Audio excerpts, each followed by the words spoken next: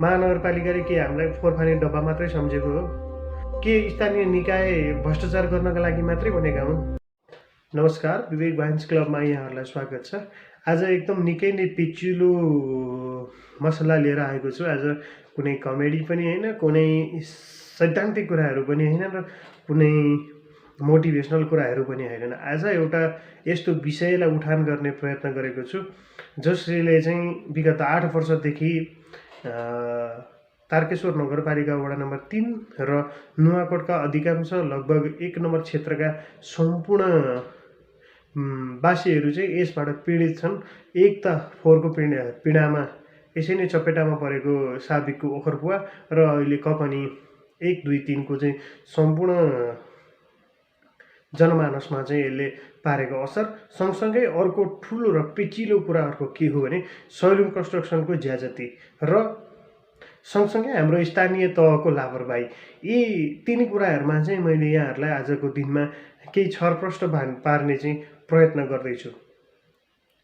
पासाङ लामो राजमार्ग हाम्रो नेपालको दोस्रो ठुलो राजमार्ग र दोस्रो राजमार्गको रूपमा लिन्छ भनेको दोस्रो जुन चाहिँ नेपालमा राजमार्ग, पहिलो राजमार्ग एउटा बन्यो र दोस्रो राजमार्गको हिसाबमा चाहिँ पासाङ लामो राजमार्ग पर्छ।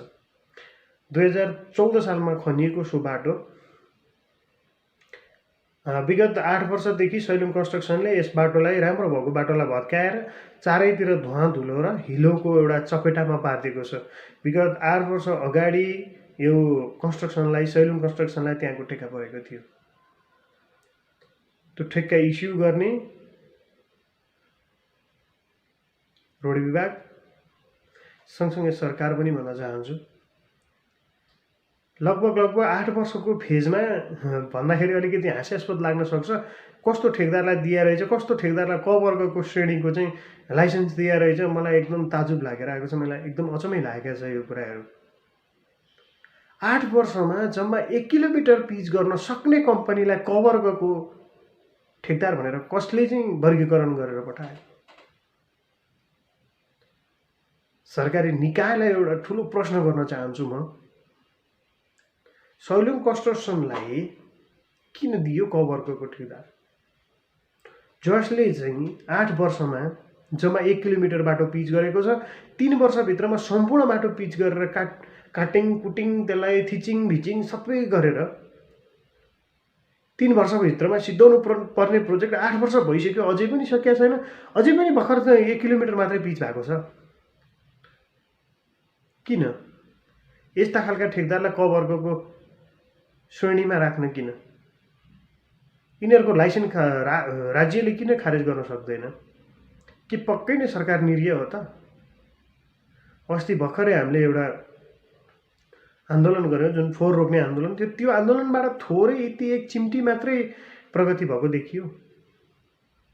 सधैँ आसपासमा हामी पीडितहरू कति बस्ने?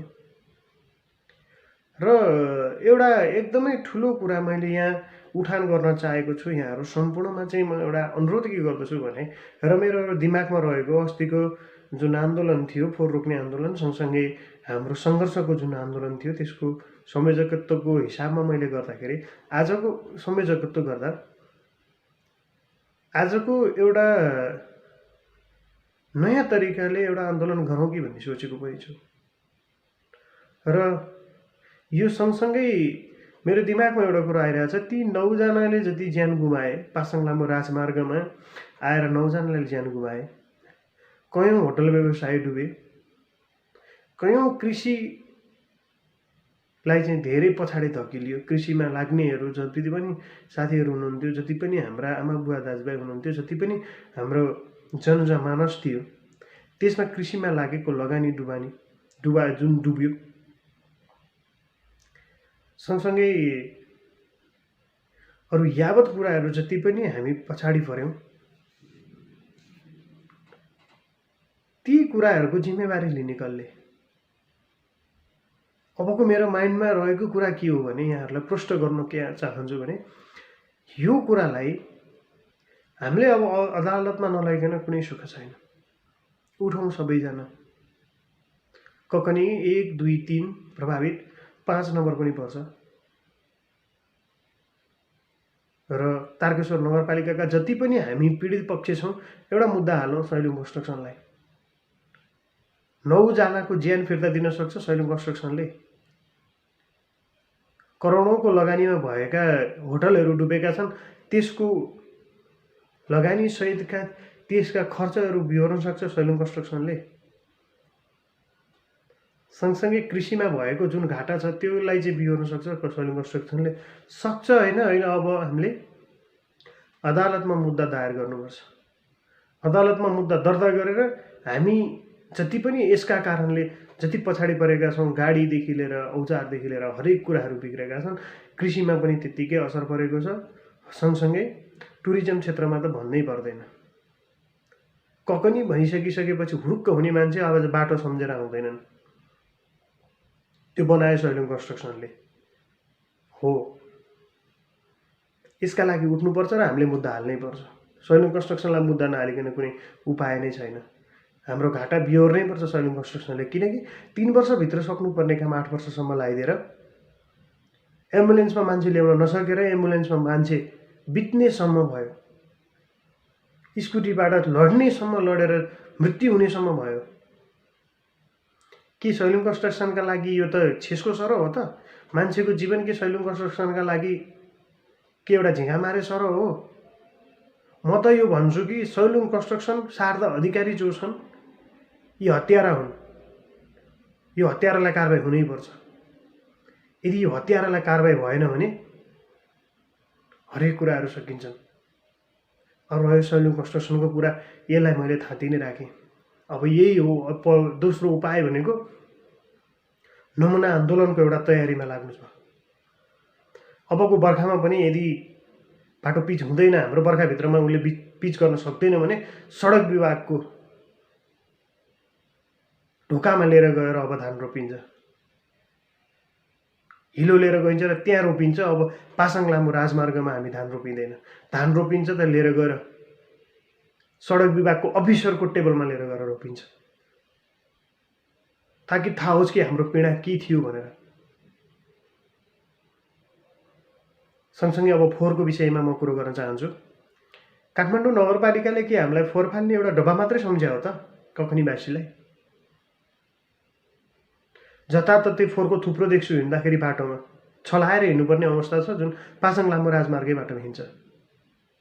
अनि फोहोरको गाडी अगाडि ल्याइसकिसकेपछि त्यसलाई ओभरटेक गर्छु भनेर सम्झिनु पनि पर्दैन।